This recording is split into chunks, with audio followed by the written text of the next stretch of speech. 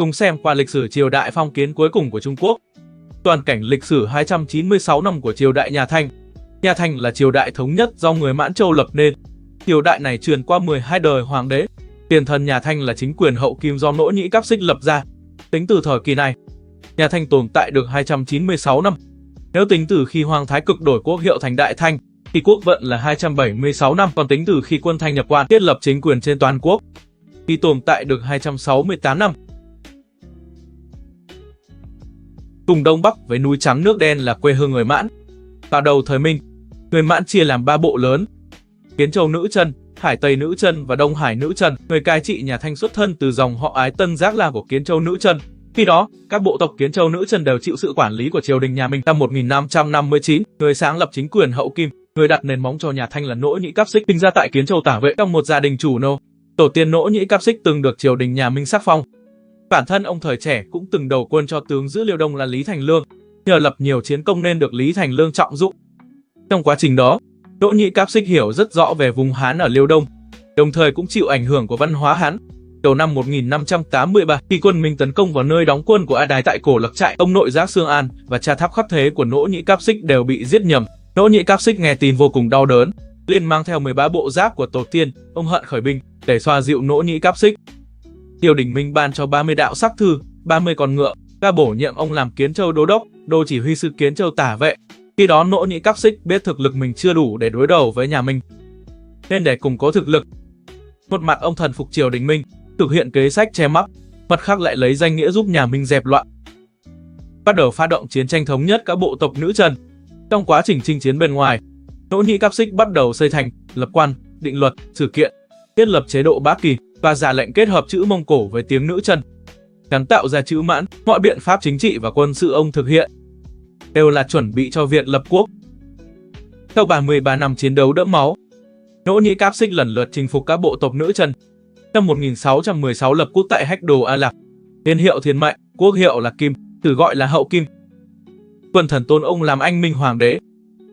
Đế nghiệp nhà Thanh bắt đầu từ đó, vì vậy sử nhà Thanh tôn Nỗ Nhĩ Cáp Xích là vị vua khai quốc. Nước Hậu Kim cũng trở thành chính quyền tự trị địa phương thứ 3 sau nước Bột Hải và nước Kim của tổ tiên người Mãn. Năm 1618, Nỗ Nhĩ Cáp Xích công 3 chiếu thư thất đại hận, rồi dẫn quân chống Minh, chính thức phá vỡ lớp giấy cửa sổ cuối cùng với nhà Minh. Năm 1619, nhà Minh tập hợp các lộ binh mã và quân Triều Tiên, tổng cộng 47 vạn quân chia làm 4 đường tấn công Liêu Đông. Hai bên bùng nổ trận Tác Nhĩ Hử. Trong trận này, Nỗ Nhĩ Cáp Xích áp dụng nguyên tắc tập trung binh lực, đánh bại từng bộ phận quân Minh, đại thắng quân Minh. Trận Tác Nhĩ Hử là trận quyết chiến lớn đầu tiên giữa Hậu Kim và nhà Minh. Trận này khiến sự thống trị của nhà Minh ở Đông Bắc dần tan rã. Sau đó, Nỗ Nhĩ Cáp Xích dẫn quân Hậu Kim lần lượt chiếm Thẩm Dương, Liêu Dương, trong vài năm quét sạch hơn 70 thành ở Liêu Đông. Năm 1621, Nỗ Nhĩ Cáp Xích rời đô về Liêu Dương, xây dựng Đông Kinh Thành. Sau năm 1621, Nỗ Nhĩ Cáp Xích lại lần lượt chiếm Liêu Tây, hơn 40 tòa thành như Quảng Ninh, Nghĩa Châu, Cẩm Châu, Đại Lăng Hà. Năm 1625, Nỗ Nhĩ Cáp Xích rời đô về Thẩm Dương, từ đó Thẩm Dương trở thành trung tâm thống trị của Hậu Kim. Năm 1626, Nỗ Nhĩ Cáp Xích dẫn quân tấn công Ninh Viễn, nhưng bị viên Sùng Hoán của nhà Minh chống trả quyết liệt. Trong trận Ninh Viễn, Nỗ Nhĩ Cáp Xích bị Đại Bắc quân Minh bắn trọng thương, sau đó qua đời trên đường rút về Thẩm Dương. Sau khi Nỗ Nhĩ Cáp Xích mất, con trai thứ 8 là Hoàng Thái Cực lên ngôi, niên hiệu Thiên Thông khi mới lên ngôi. Hoàng Thái Cực đối mặt với cục diện trong ngoài vô cùng nghiêm trọng, sự trỗi dậy mạnh mẽ và bành trướng của Hậu Kim, khiến vị thế bên ngoài bị cô lập, đúng sâu vào vòng vây của nhà Minh, Mông Cổ và Triều Tiên. Mâu thuẫn dân tộc và giai cấp bên trong cũng ngày càng gay gắt. Để cải thiện tình hình trong nước, Hoàng Thái Cực nỗ lực trị quốc, thực hiện cải cách phong kiến mạnh mẽ. Ông ban hành lệnh phân cư Mãn Hán, đưa ra chủ trương trị quốc, lấy an dân làm gốc, tuyên bá Mãn Hán là một, thống nhất cai trị, thực hiện chính sách biên hộ vì dân, khiến mâu thuẫn dân tộc dịu đi, xã hội dần ổn định. Để tăng cường tập quyền, năm 1632, Hoàng Thái Cực bãi bỏ chế độ cũ, nơi các bối lạc cùng bàn bạc triều chính để khẳng định địa vị độc tôn của hoàng đế, tìm cách loại bỏ những ý kiến bất đồng, ép bỏ thế lực của bá vị bối lạc đe dọa hoàng quyền, phán quyền được củng cố. Đồng thời học theo chế độ nhà Minh, thiết lập nội tam viện, lục bộ, lại lập đô sát viện và lý phiên viện, thay thế quyền lực nhà nước của chế độ Bá Kỳ, xây dựng bộ máy nhà nước hoàn chỉnh. Ông trọng dụng tướng Hán, thay đổi chính sách tàn sát văn nhân của cha mình, tôi phục khoa cử. Để tăng cường thực lực quân sự, Hoàng Thái Cực tích cực đoàn kết, lôi kéo người Hán và người Mông Cổ, mở rộng tổ chức Bát Kỳ sang cả người Hán và người Mông Cổ, để cân bằng thế lực quân sự của các kỳ chủ Mãn Châu và các bối lạc. Về đối ngoại, sau khi lên ngôi, Hoàng Thái Cực xác định hai kế sách hòa với nhà Minh và tự củng cố, tranh thủ thời gian nghỉ ngơi, giải quyết vấn đề trong nước. Ngoài ra, ông còn liên kết các bộ tộc Mông Cổ để mở rộng thế lực, tăng cường tấn công nhà Minh và Triều Tiên. Tháng Giêng năm 1627, Hoàng Thái Cực phái 6 vị bối lạc dẫn 3 vạn quân tấn công Triều Tiên, ép vua Triều Tiên ký kết minh ước dưới chân thành. Tháng 5 cùng năm, Hoàng Thái Cực đích thân dẫn đại quân chinh phạt nhà Minh nhưng bị tướng Minh là Viên Sùng Hoán chặn đứng tại trận Ninh Cẩm, thương vong nặng nề. Năm 1629, Hoàng Thái Cực rút kinh nghiệm từ thất bại trước, thay đổi chiến lược tấn công, dẫn đại quân hậu kỳ vòng qua phòng tuyến quan Ninh Cẩm của nhà Minh, áp sát kinh sư Bắc Kinh của nhà Minh. Triều đình Minh vội lệnh cho các nơi đem quân cứu viện. Viên Sùng Hoán khẩn cấp quay quân đối đầu với Hoàng Thái Cực tại Quảng Cừ Môn, Bắc Kinh, tự gọi là Kỳ Tị Chi Biến, từ tấn công Bắc Kinh không thành. Nhưng sau đó Hoàng Thái Cực dùng kế ly gián loại bỏ đối thủ mạnh là Viên Sùng Hoán. Năm 1635, Hoàng Thái Cực xuất binh bình định bộ tộc Sát Cáp Nhĩ, thống nhất Mạc Nam Mông Cổ và đoạt được truyền quốc Ngọc Tỷ. Cùng năm, ông bãi bỏ tên tộc cũ, định tên tộc là Mãn Châu. Tháng 5 năm 1636, Hoàng Thái Cực xưng đế, đổi quốc hiệu là Đại Thanh, tên hiệu Sùng Đức. Cùng năm, ông xuất binh đánh Triều Tiên. Năm sau ép Triều Tiên xưng thần nạp cống, cắt đứt quan hệ giữa Triều Tiên và nhà Minh. Sau đó, ông lần lượt chinh phục Mạc Bắc, Mông Cổ, Tam Hán và các bộ tộc khác. Năm 1640, Hoàng Thái Cực phát động trận Tùng Cẩm đánh nhà Minh và giành thắng lợi vào năm 1642. Thất bại của nhà Minh trong trận Tùng Cẩm đánh dấu sự sụp đổ hoàn toàn hệ thống phòng thủ của nhà Minh ở Liêu Đông, Cao Tùng Sơn, Cẩm Châu. Quân Thanh chiếm hết các thành trì ngoài quan của nhà Minh trừ Ninh Viễn. Cùng năm, Hoàng Thái Cực lại phát động quân Thanh nhập quan, cướp phá hơn 80 thành đến tận Sơn Đông. Tháng 9 năm 1643, Hoàng Thái Cực qua đời, hưởng dương 52 tuổi, tại vị 17 năm, miếu hiệu Thái Tông. Con trai thứ 9 là Phúc Lâm lên ngôi, tên hiệu Thuận Trị. Vì Phúc Lâm còn nhỏ, chú là Duệ Thần Vương Đa Nhĩ Cổn nhiếp chính. Trong thời kỳ này, nội bộ nhà Minh bùng nổ các cuộc khởi nghĩa nông dân quy mô lớn. Tại Minh Triều đã cận kề bờ vực sụp đổ. Năm 1644, Lý Tự Thành dẫn quân khởi nghĩa chiếm kinh sư Bắc Kinh của nhà Minh. Tùng Trình Hoàng đế Chu Do Kiểm Tự vẫn ở núi Môi Sơn, nhà Minh từ đó diệt vong. Tướng Minh trấn giữ Sơn Hải Quan là Ngô Tam Quế thuận thế đầu hàng. Tháng 4 cùng năm, nhà Thanh lấy Ngô Tam Quế làm tiên phong. Quý tộc Mãn Châu và quân Thanh gần như xuất quân toàn lực. Dưới sự chỉ huy của nhiếp chính vương Đa Nhĩ Cổn, đại cử nhập quan, quân Thanh đánh bại quân Đại Thuận của Lý Tự Thành trong trận Sơn Hải Quan, ép Lý Tự Thành rút khỏi kinh sư. Tháng 5 cùng năm, quân Thanh tiến chiếm Bắc Kinh. Tháng 10 cùng năm, Thuận Trị đế Phúc Lâm tế trời tại Thiên Đàn ở ngoại ô phía nam. Tại đây, ông tuyên ba định đồ tại Yên Kinh.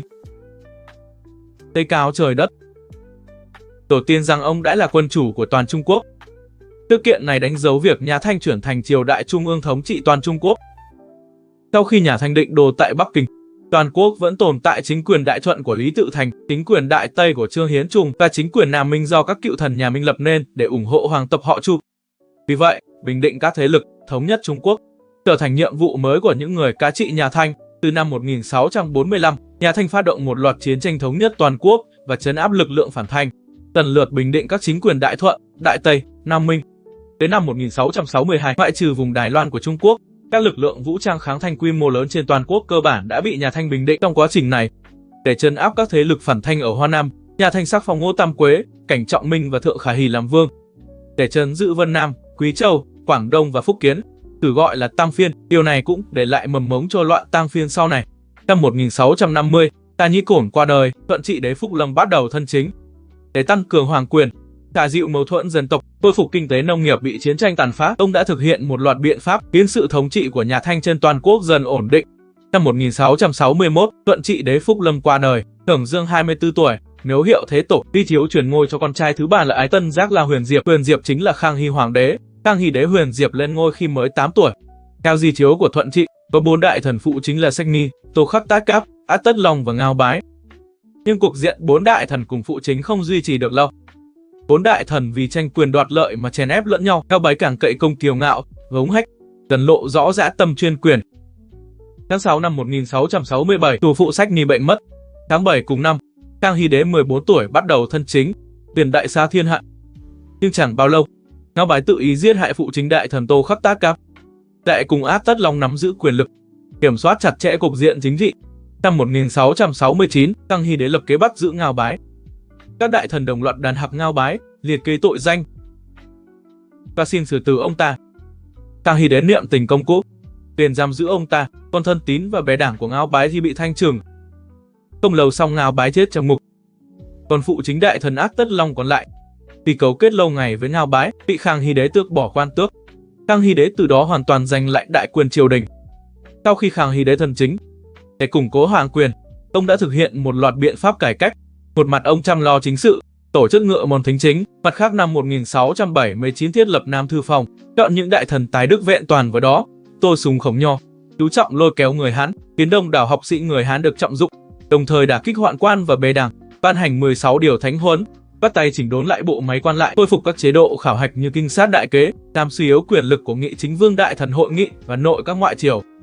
Về xây dựng kinh tế xã hội, cũng thực hiện một loạt biện pháp, tuyến ba rừng khoanh đất, trả ruộng cho dân, nới lỏng thời hạn miễn thuế cho đất khai hoang, thúc đẩy cải cách thuế đất, thực hiện địa đinh hợp nhất, tu sửa vận hạt, bãi bỏ các chế độ lạc hậu, đẩy mạnh phát triển nông nghiệp và thủ công nghiệp. Để hiểu rõ dân tình, Khang Hy Đế còn 6 lần tuần du phương Nam, 3 lần tuần du phương Đông, 1 lần tuần du phương Tây, cùng hàng trăm lần tuần tra vùng Kinh Kỳ và Mông Cổ. Các biện pháp cải cách của Khang Hy Đế không chỉ tăng cường hoàng quyền, mà còn khiến nông nghiệp bị tàn phá nặng nề do chiến tranh, thủ công nghiệp dần được khôi phục và phát triển. Về quân sự và ngoại giao, Khang Hy Đế kiên trì dùng binh quy mô lớn để thực hiện sự toàn vẹn và thống nhất lãnh thổ. Năm 1673, Khang Hy Đế đưa ra quyết định triệt phiên. Bình Tây Vương Ngô Tam Quế liền khởi binh phản Thanh. Bình Nam Vương Thượng Khả Hỉ, Tĩnh Nam Vương Cảnh Tính Trung tích cực hưởng ứng. Tiên hỏa nhanh chóng lan khắp Vân Nam, Quý Châu, Tư Xuyên và phần lớn các vùng phía Nam như Lưỡng Quảng, Phúc Kiến. Sự kiện này sử gọi là loạn Tam Phiên. Khang Hy Đế thực hiện chiến lược kiên quyết đả kích Ngô Tam Quế, tiêu ăn đuối với những kẻ phản loạn khác. Để phân hóa địch quân, cô lập Ngô Tam Quế, đồng thời trọng dụng, tin tưởng tướng Hán, binh Hán phái quân đội tấn công mạnh mẽ. Loạn Tam Phiên kéo dài 8 năm. Cuối cùng được Khang Hy Đế bình định vào năm 1681. Sự kiện này cũng là dấu mốc củng cố sự thống trị của triều đình nhà Thanh. Sau khi bình định loạn Tam Phiên, việc đưa Đài Loan vào bản đồ được đưa lên chương trình nghị sự. Khi đó nhiều đại thần có ý kiến khác nhau về việc chinh phạt Đài Loan. Có người cho rằng loạn Tam Phiên vừa mới bình định, không nên tiếp tục gây chiến, nhưng để thực hiện sự thống nhất toàn vẹn lãnh thổ, Khang Hy Đế luôn giữ thái độ kiên quyết. Năm 1683, Khang Hy phái Thi Lang làm Phúc Kiến thủy sư đề đốc xuất binh đánh Đài Loan, đại thắng hải quân của Lưu Quốc Hiên tại Bành Hồ. Cuối cùng ép chính quyền Minh Trịnh phải nạp thổ quy hàng. Năm 1684, chính phủ Thanh thiết lập một phủ ba huyện tại Đài Loan và Đại Lục quy về một mối. Trong thời gian này, biên giới nhà Thanh cũng không yên bình. Sau khi quân Thanh nhập quan, Viễn Trình quân Sa Nga nhiều lần xâm lược lưu vực sông Hắc Long Giang của Trung Quốc, giết người cướp của, Cam An Dâu xâm chiếm lãnh thổ Trung Quốc. Năm 1683, triều đình Thanh ra lệnh cho quân xâm lược Sa Nga đang chiếm đóng Nhã Khắc Tát phải rút khỏi lãnh thổ, nhưng Sa Nga không đếm xỉa, ngược lại còn dẫn quân đến Ái Huy cướp phá. Theo đó, tướng Thanh là Tát Bố Tô xuất binh đánh bại quân Sa Nga, nhưng quân Sa Nga lại chiếm Nhã Khắc Tát cố thủ. Năm 1685, để tiêu diệt hoàn toàn quân xâm lược Sa Nga, Khang Hy Đế lệnh cho đô thống Bành Xuân, phó Ái Huy chiếm Nhã Khắc Tát thành và tăng cường phòng thủ vùng Hắc Long Giang. Mùa thu cùng năm Sa Nga quay lại, chiếm lại Nhã Khắc Tát thành. Sự việc này khiến chính phủ Thanh vô cùng phẫn nộ. Khang Hy Đế không thể nhẫn nhịn thêm, ra lệnh xuất binh vây quét quân xâm lược Sa Nga. Hai bên bùng nổ trận Nhã Khắc Tát. Từ năm 1685 đến 1688, chính phủ Thanh vì thu hồi lãnh thổ đã thực hiện 2 trận vây diệt quân xâm lược Sa Nga tại Nhã Khắc Tát. Đây là cuộc chiến tự vệ phản kích đầu tiên của Trung Quốc chống Nga. Trận Nhã Khắc Tát kết thúc với thắng lợi toàn diện của chính phủ Thanh. Sau khi trận Nhã Khắc Tát kết thúc, chính phủ Thanh và đại diện Sa Nga năm 1689 ký kết điều ước Ni Bố Sở, phân định đường biên giới phía đông Trung Nga, quy định lấy sông Ngạch Nhĩ Cổ Nạp, sông Cách Nhĩ Tất Tề, ngoại Hưng An Lĩnh làm biên giới phía đông giữa hai nước Trung Nga, phía bắc sông Hắc Long Giang, phía nam ngoại Hưng An Lĩnh và phía đông sông Ô Tô Lý, bao gồm cả đảo Khố Diệp đều là lãnh thổ Trung Quốc. Ngoài ra, Khang Hy Đế để đảm bảo sự ổn định biên cương phía Tây Bắc đã 3 lần đích thân chinh phạt Mạc Bắc, người Mông Cổ sống ở phía Tây Bắc thời đầu thành, chia là Mạc Nam Mông Cổ, Mạc Bắc Khách Nhĩ Khách Mông Cổ và Mạc Tây Ngạch Lỗ Đặc Mông Cổ. Trước khi quân Thanh nhập quan, Mạc Nam Mông Cổ đã quy phụ nhà Thanh, còn các bộ tộc Khách Nhĩ Khách Mông Cổ và Ngạch Lỗ Đặc Mông Cổ cũng có quan hệ mật thiết với nhà Thanh thời Khang Hy. Bộ tộc Chuẩn Cáp Nhĩ trong Ngạch Lỗ Đặc Mông Cổ ở phía Tây dưới sự cai trị của thủ lĩnh Cáp Nhĩ Đan bắt đầu trỗi dậy mạnh mẽ. Sau đó, Cáp Nhĩ Đan dưới sự xúi giục và hỗ trợ của chính phủ Nga phát động chiến tranh chống bộ tộc Thổ Tạ Đồ Hán của Khách Nhĩ Khách Mông Cổ. Việc này đe dọa trực tiếp đến biên giới nhà Thanh. Vì vậy, từ năm 1690 đến 1697, Khang Hy Đế 3 lần chinh phạt Cáp Nhĩ Đan và đưa Khách Nhĩ Khách Mông Cổ vào bản đồ Đại Thanh, tên ngoại thương. Từ khi nhà Thanh được thành lập, vùng ven biển từng thực hiện lệnh cấm biển trong thời gian dài.